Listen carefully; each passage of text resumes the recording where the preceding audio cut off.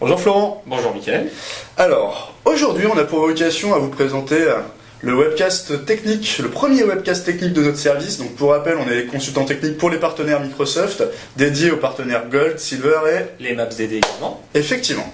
Donc aujourd'hui on va présenter TMG et UAG qui sont deux produits de la gamme en compagnie de Florent Chambon donc. Et moi-même, Mickaël Desbois. Donc je te propose qu'on commence. On va démarrer. Oui, effectivement, c'est une question qui revient souvent au niveau de la gamme Forefront, gamme de produits de sécurité de Microsoft. Quand est-ce que je dois mettre du TMG ou quand est-ce que je dois mettre de l'UAG? Alors Mickaël, TMG, dans quel cas on commencerait effectivement à partir sur ce type de produit? On va commencer à partir du moment où effectivement on va vouloir donner accès à Internet à nos petits utilisateurs.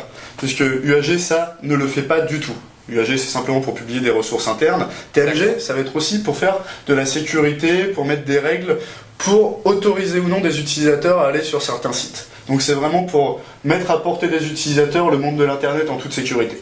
Après, on va avoir un petit quelque chose d'autre, c'est à partir du moment où il y a des gens qui vont sur Internet, l'Internet c'est un peu la vie sauvage, et on va avoir des menaces qui vont arriver. Tu peux nous en dire un mot, pas? Effectivement, les menaces que l'on va rencontrer souvent sur Internet, ça va être des menaces principalement de type virus. On va également souvent être confronté à des problématiques de spam dans les courriels. C'est pourquoi TMG va également pouvoir répondre à ces problèmes de sécurité via un service en ligne qui s'appelle Web Protection Services et qui va vous fournir les mises à jour anti-malware pour lutter contre ces menaces. À noter évidemment aussi que TMG, donc comme tu l'as précisé, est la passerelle pour fournir l'accès Internet et donc effectivement un firewall pour se protéger des agressions extérieures.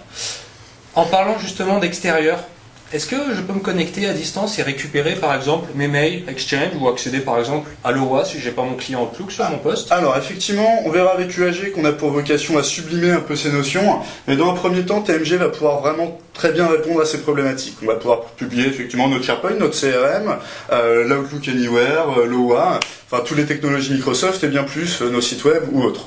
On a pour vocation effectivement à faire des règles de publication qui vont pouvoir effectivement checker, faire de la détection d'intrusion, checker un petit peu s'il y a des virus potentiellement qui vont arriver à travers les flux et faire de l'analyse au niveau applicatif. Donc on va faire des choses relativement sympas en termes de publication. On va pouvoir aussi faire du VPN. On va pouvoir faire du VPN site à site pour interconnecter différents sites géographiques et faire communiquer tout ça. On a vu Internet, on a vu les menaces, on a vu les accès distants et on va voir maintenant comment ça se passe au niveau de notre prochain produit. Donc Forefront Unified Access Gateway qui est un peu moins connu du coup que TMG et qui va s'utiliser dans un cadre exclusivement de publication de ressources internes. Il faut le voir vraiment comme une passerelle d'accès à vos ressources internes, c'est-à-dire qu'on ne va pas faire comme du TMG, on ne va pas donner accès à Internet aux utilisateurs, on va simplement venir publier nos ressources internes qui sont à disposition dans l'entreprise. Je te sens lancé, alors je te propose que tu continues sur l'accès distant du coup. Alors parlons des fonctionnalités effectivement d'accès distant. Tu disais que dans TMG on avait droit notamment à des possibilités de VPN site à site ou de connexion à la demande. On va retrouver ces notions également dans UAG, donc évidemment sublimées avec des possibilités de VPN SSTB. Ce qu'on va retrouver surtout sur UAG, c'est une implémentation de Direct Access. Alors vous allez dire Direct Access, on l'avait déjà en tant que fonctionnalité de 2008 R2, sauf que dans UAG, on va retrouver la possibilité d'implémenter Direct Access de façon scalable, c'est-à-dire qu'on va pouvoir créer plusieurs serveurs UAG qui vont permettre d'avoir une répartition de charge entre ces serveurs-là et donc d'assurer de la disponibilité et de la montée en charge de Direct Access. Mais aussi la sécurité, il ne faut pas l'oublier que sur un Windows 2008 R2, lorsqu'on va travailler avec un 2008 R2 et un Windows 7 Ultimate ou Enterprise, on n'a pas toute la gestion de sécurité qu'on va avoir avec UAG quand on va gérer le DA, le Direct Access avec cette techno. On va avoir la partie portail, ça je m'en occupe. Le partie portail, c'est vraiment un portail de publication des ressources internes à notre entreprise. Donc les utilisateurs n'ont plus à connaître l'adresse du SharePoint, du CRM ou toute autre adresse.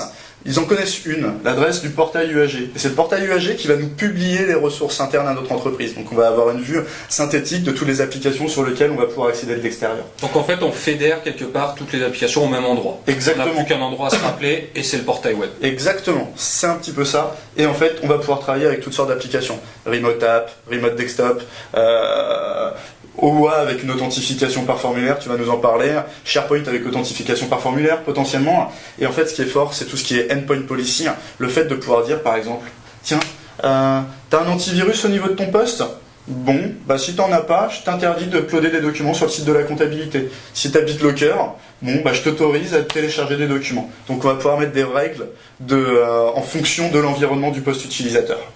D'accord, donc effectivement c'est très intéressant ces possibilités de contrôle de l'état de santé du poste utilisateur. Alors tu parlais beaucoup d'applications justement qu'on va pouvoir publier effectivement via des formulaires sur le portail web. Et souvent ce qui est embêtant c'est d'avoir justement à retaper ces credentials, puisque les applications nécessitent souvent une authentification. Et si on se log déjà une première fois sur le portail et qu'ensuite on est à se reloguer, ça peut être un travail assez fastidieux. Typiquement sur le formulaire Exchange. Par exemple le formulaire Exchange de l'OA, on va aller se reloguer.